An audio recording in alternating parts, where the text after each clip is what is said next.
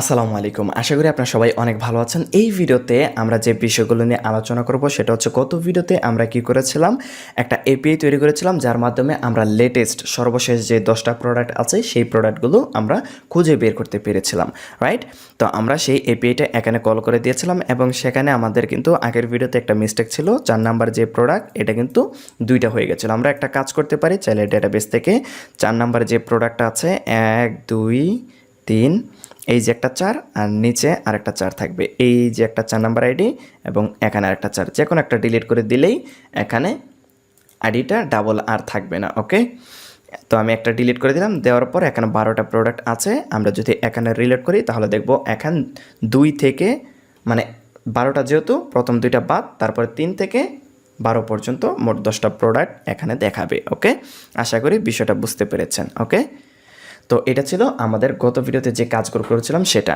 আর যারা ভিডিওটি কিন্তু আপনাকে অবশ্যই ভিডিওগুলো সিরিয়ালে দেখতে হবে, নাহলে কিন্তু জিনিসগুলো বুঝতে পারবেন না। আপনারা অবশ্যই ভিডিওগুলো সিরিয়াল দেখবেন এবং আপনারা যদি বুঝতে কষ্ট হয় তাহলে অবশ্যই আমাকে জানাবেন। আমি চেষ্টা করব আপনাদেরকে আরও ভালোভাবে এক্সপ্লেন করে বোঝানোর জন্য। আর যারা চ্যানেলটি প্রথম দেখতেছেন তারা অবশ্যই ভিডিওতে একটা লাইক দিবেন এবং চ্যানেলটি সাবস্ক্রাইব করে আমার সাথেই থাকবেন। এখন আর বেশি কথা বলবো না, সরাসরি মূল কাজে চলে যাচ্ছি। ওকে, তো আমরা যে এপিআইটা তৈরি করেছিলাম এটা কি করব, আমরা ফ্রন্ট এন্ডের মধ্যে ব্যবহার করার চেষ্টা করব। এটাকে ক্লোজ করে দিলাম, স্লাইডারের কাজ আমাদের শেষ। আমরা এটাকে ক্লোজ করে দিলাম এবং আমরা কি করব, এই যে প্রোডাক্ট যে অপশনটা ছিল এখানে আমরা কি করেছিলাম, এই যে দেখুন এখানে প্রোডাক্টটা আমরা ব্যবহার করেছিলাম। এই জিনিসটা কিন্তু আপনাদের আশা করি মাথায় আছে। এখন আমাদেরকে কি করতে হবে, এখন আমাদের ডাটাবেস থেকে ডাটাগুলোকে এনে তারপরে ফ্রন্ট এন্ডে লোড করতে হবে, রাইট? তাহলে আমি যে কাজটা করব এখানে, প্রথমেই আমি একটা কাজ করতেছি, সেটা হচ্ছে একটা ফাংশন তৈরি করি। ফাংশন লোড দিলাম PRODUCT প্রোডাক্ট এখানে দিলাম। দেওয়ার পর তারপর আমরা কি করব, এখানে একটা কনস্ট ইউআরএল, এখানে একটা ইউআরএল দিতে হবে। আমরা এটা আপাতত রেখে দিলাম। ধরুন এখানে যেখানে একটা ইউআরএল হবে এবং এই ইউআরএলটাকে কি করব, আমরা ফেচ করব ইউআরএল। তারপর আমরা কি করব, এখানে .then দেন তারপর res.json মেথডটাকে কল করে দিতে হবে। তারপর দেন তারপর আমরা কি করব, আপাতত এখানে একটু কনসোল লগের মধ্যে দেখে যে আসলে ডাটাগুলো আসতেছে কিনা, রেস।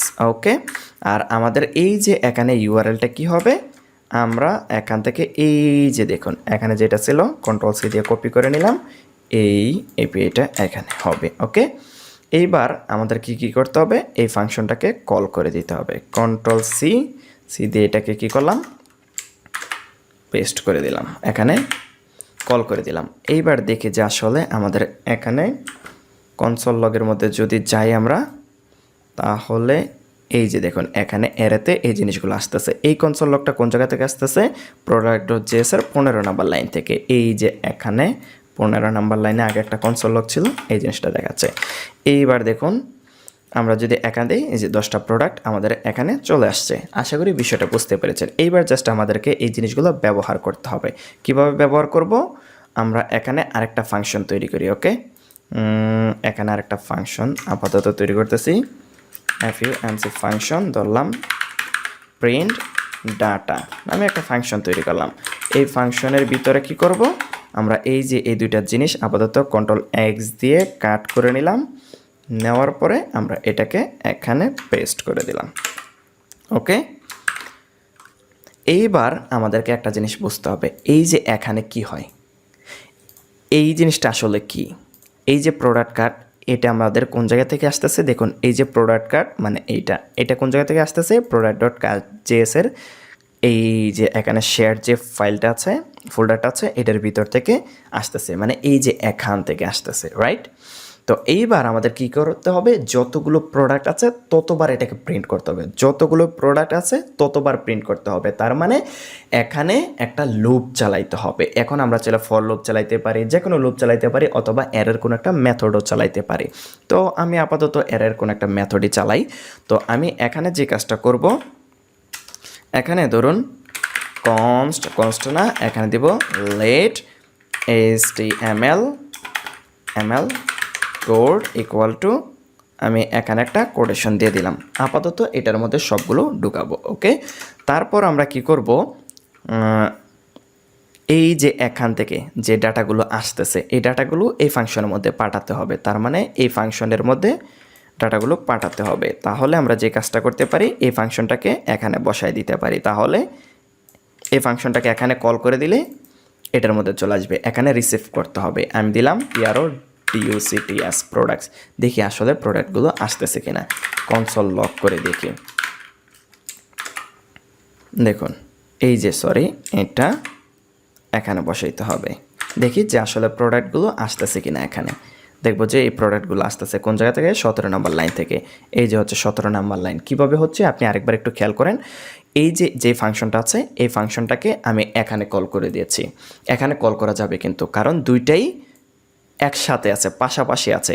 এই ফাংশনটা যদি অন্য কোনো একটা ফাংশনের ভিতরে থাকতো তাহলে কিন্তু আমরা এখানে কল করতে পারতাম না। যেহেতু দুটা পাশাপাশি আছে, সিবলিংস, ভাই বোন এরকম ধরতে পারেন। দুইটা যেহেতু পাশাপাশি আছে তার মানে একটা ফাংশনকে অন্য একটা ফাংশনের ভিতরে কল করা যাবে ইজিলি। এই জিনিসগুলো সম্পর্কে কিন্তু আশা করি সবাই জানেন। এই জিনিসগুলো নিয়ে আমি আগেও আলোচনা করেছিলাম যে আসলে স্কোপ কী জিনিস। স্কোপ জিনিসটা সম্পর্কে আশা করি আপনাদের সবার ধারণা আছে। তো এইবার এটা থেকে এটার মধ্যে ডাটাগুলো চলে আসছে। এইবার আমরা এটাকে মুছে দিলাম। এখন একটু চিন্তা করতে হবে। ওকে, এটাকে আমি কমেন্ট করে দিলাম। এবার একটু চিন্তা করুন, আমাদেরকে কি করতে হবে। এই যে প্রোডাক্টস এটা কিন্তু একটা এর সাথে আমরা কি করতে পারবো, এই যে প্রোডাক্টস এর সাথে আমরা যে কোনো একটা মেথড চালাইতে পারি। বললাম ফর EACH। এই মেথডটা সম্পর্কে আশা করি সবাই মোটামুটি জানেন। তো এটার ভিতরে কি হয়, আমরা একাধিক প্যারামিটার পাই, 3টা প্যারামিটার পাই। একটার মধ্যে কি থাকে প্রোডাক্ট, তারপরটা ইন্ডেক্স, তারপরটার মধ্যে কি থাকে সম্পূর্ণ যে অ্যারেটা আছে এইটাই কিন্তু থাকে। এই জিনিসটা কিন্তু আমি অলরেডি আপনাদের সাথে আলোচনা করেছি। ফর ইচ, ম্যাপ, ফিল্টার, এই জিনিসগুলোর মধ্যে কিন্তু প্যারামিটারগুলো একই ধরনের ডাটা পাওয়া যায়। তো আমি এখানে দিলাম PRODUCT প্রোডাক্ট। তারপর আমি এখানে এটা নিলাম। নেওয়ার পর আমরা কি করব, এই জিনিসটাকেই জাস্ট কি করব, Ctrl+X দিয়ে কাট করে এটার ভিতরে দিয়ে দিব। দেওয়ার পর এইবার এই জিনিসটা করব না, এই যে HTML কোড যেটা আছে HTML কোডের মধ্যে সবগুলোকে আগে স্টোর করব। দেখুন স্টোর করার সময় কি করতে হবে, প্লাস ইকুয়াল, কারণ আগের যে জিনিসগুলো আছে এটার সাথে নতুন কোড অ্যাড হবে। দেখুন প্লাস ইকুয়াল না দিলে কি হয়, আপনি শুধুমাত্র সর্বশেষ যেটা আছে এটাই কিন্তু পাবেন। console.log এর মধ্যে আমরা কি করব, HTML কোড দিয়ে দেবো। শুধুমাত্র দেখবেন একটা জিনিস পাবেন আপনি। এখানে খেয়াল করলে দেখবেন শুধুমাত্র একটা জিনিস আপনি পাবেন, একটা পাবেন। কারণ একটা স্টোর হচ্ছে, তারপরে আপনি কী করতেছেন আরেকটা স্টোর করতেছেন, তারপরে আরেকটা স্টোর করতেছেন। এই জিনিসটা হচ্ছে সবার লাস্টের যেটা আছে সেটা। এর জন্য আপনাকে কী করতে হবে, এখানে প্লাস ইকুয়াল দিতে হবে। দিয়ে দিলাম, এখানে একটা প্লাস দিতে হবে। ওকে দিয়ে দিলাম, প্লাস বাটনের প্লাস ইকুয়াল দিয়ে দিলাম। এইবার এখানে দেখবেন আপনি 10টা পাবেন। এবার আমরা যদি এখানে খেয়াল করি তাহলে দেখুন এখানে 10টা চলে আসছে। ওকে 10টা। এইবার আমরা কি করব, এখান থেকে এই যে ডিভ যেটা আছে, মানে আমরা যেটা টার্গেট করেছিলাম এটার মধ্যে একবারে পেস্ট করে দিতে পারি। div.inner inner HTML equal to HTML কোডটাকে যদি দিয়ে দিই তাহলে দেখবেন 10টা প্রোডাক্ট এখানে চলে আসছে। তাহলে দেখবেন এই যে এখানে 10টা প্রোডাক্ট চলে আসছে। যেহেতু সবগুলো একই তার জন্য এখানে একই রকম দেখাচ্ছে। এই জিনিসগুলো কিন্তু আমাদের ডেটাবেস থেকে আসতেছে। আশা করি বিষয়টা বুঝতে পেরেছেন।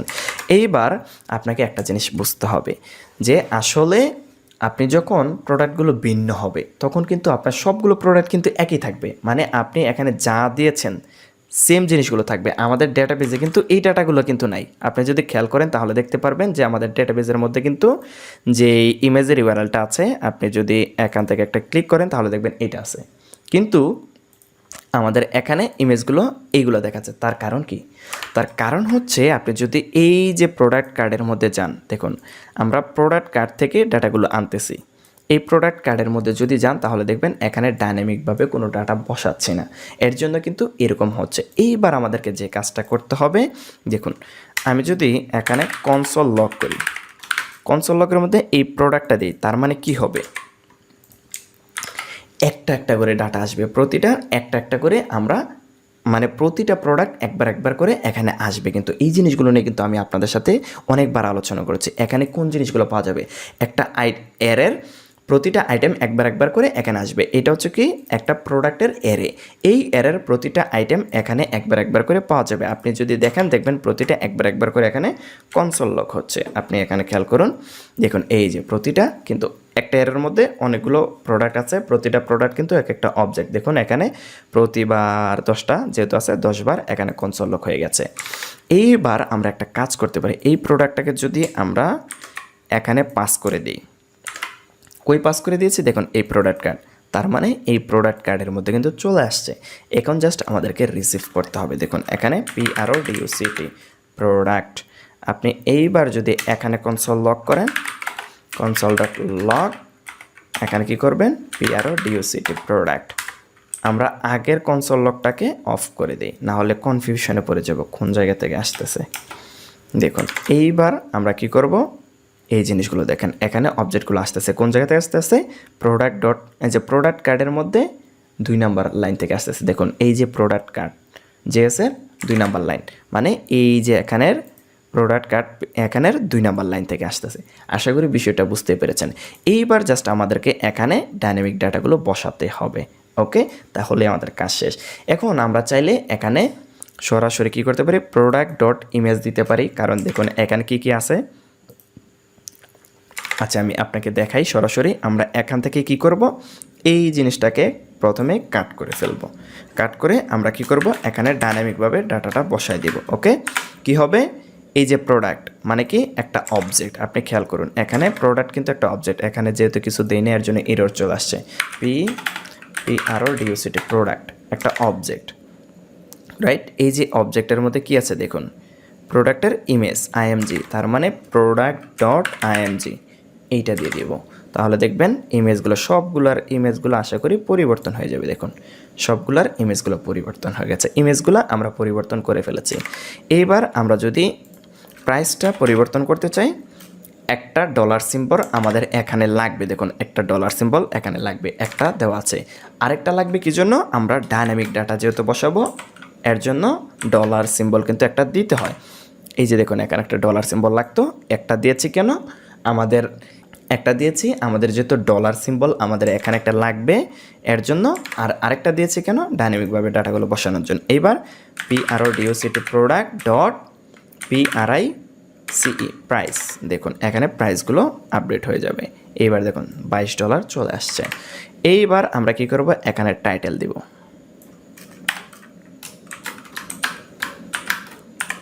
PRODUCT product dot TITLE title, sorry TLE title দিয়ে দিলাম টাইটেল।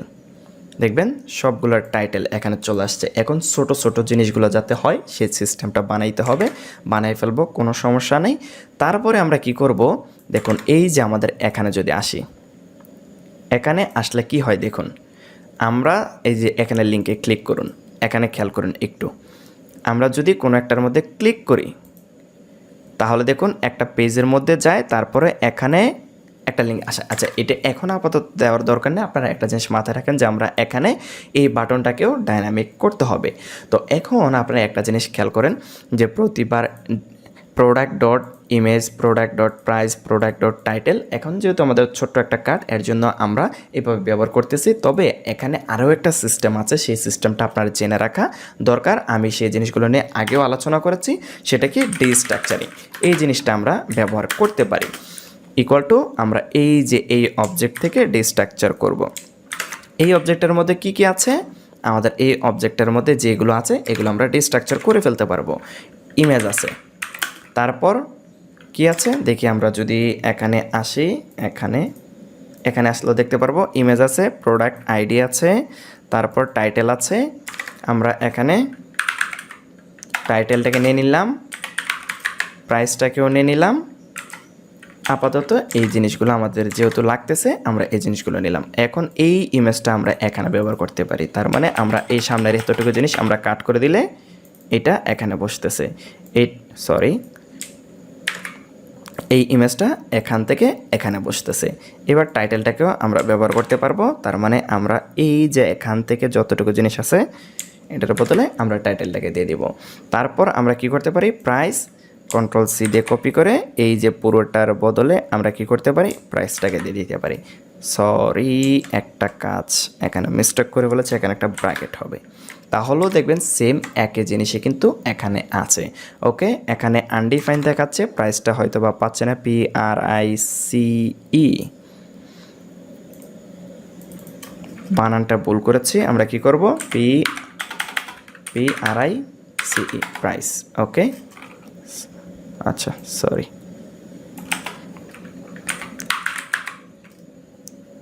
সেম জিনিসটা আমরা এখানে দিয়ে দেব। তাহলে দেখব এখানে আসলে প্রাইসটা বসে গেছে। তো আশা করি বিষয়টা আপনারা বুঝতে পেরেছেন যে আসলে কিভাবে আমাদের এখানে ডাটাগুলো বসাতে হবে। এইবার আমরা একটা কাজ করব, এই ভিডিওটা আপাতত এই পর্যন্তই থাক, যেহেতু 15-20 মিনিটের কাছাকাছি চলে আসছে। তো এইবার আমাদের যে কাজটা করতে হবে, এখানে আমরা একটা কাজ করব, সেটা হচ্ছে কি, দেখুন প্রতিবার আমাদের এতটুকু মানে টাইটেল একটা তৈরি করতে, মানে আমাদের এত বড় একটা লিঙ্ক তৈরি করা লাগতেছে। এগুলো একটা শর্টকাট, একটা সিস্টেম আমরা করতে পারি। শর্টকাট করাটা মূল বিষয় না, আসলে আমরা এখানে জাভাস্ক্রিপ্ট ব্যবহার করতে আসছি, এটার পরে আমরা রিয়েক্টের মধ্যে যাব, রাইট? তো রিয়েক্টে গেলে আপনাকে এমন অনেক জিনিসগুলো তৈরি করতে হবে যাতে আপনাকে কোডগুলো যাতে অনেক বেশি লিখতে না হয়। এর জন্য আপনাকে একটা সিস্টেম তৈরি করতে হবে বা একটা ফাংশন তৈরি করতে হবে, যার মাধ্যমে আমরা একই কোড যেই জিনিসগুলো বারবার লিখতে হয় সেই জিনিসগুলো যাতে লেখা না লাগে। এর জন্য আমরা কি করব, একটা সিস্টেম তৈরি করতে হবে। সেই সিস্টেমটা আমরা পরবর্তী ভিডিওতে তৈরি করব, যাতে আমরা ডাটাগুলো এই ইউআরএলগুলো বারবার লিখতে না হয়। যতটুকু সব এখান থেকে এই পর্যন্ত কিন্তু সেম থাকে সব সময়, এই জিনিসটা শুধুমাত্র আলাদা হয়, রাইট? তার মানে এই জিনিসটা যাতে আমরা আলাদাভাবে দিতে পারি আর বাকি জিনিসগুলো যাতে বারবার দিতে না হয়, এরকম কিছু একটা তৈরি করার চেষ্টা করব। আমাদের ওই জিনিসটা তৈরি করার মূল উদ্দেশ্য হচ্ছে জাভাস্ক্রিপ্টের নতুন একটা জিনিস আমরা যাতে কীভাবে ব্যবহার করতে পারি সেই জিনিসটার সাথে পরিচিত হওয়া। মানে আমাদের শর্টকাট জিনিসটাকে বাঁচানো মূল উদ্দেশ্য না, আমাদের নতুন একটা জিনিসের সাথে পরিচয় হওয়া এবং একই কোড যাতে বারবার রিপিট না হয় সেই জিনিস থেকে কীভাবে আমরা বাঁচতে পারি সেই জিনিসটা সম্পর্কে আমরা পরবর্তী ভিডিওতে আলোচনা করব। ওকে, দেখা হচ্ছে পরবর্তী ভিডিওতে। ভালো থাকবেন সবাই, আল্লাহ হাফেজ।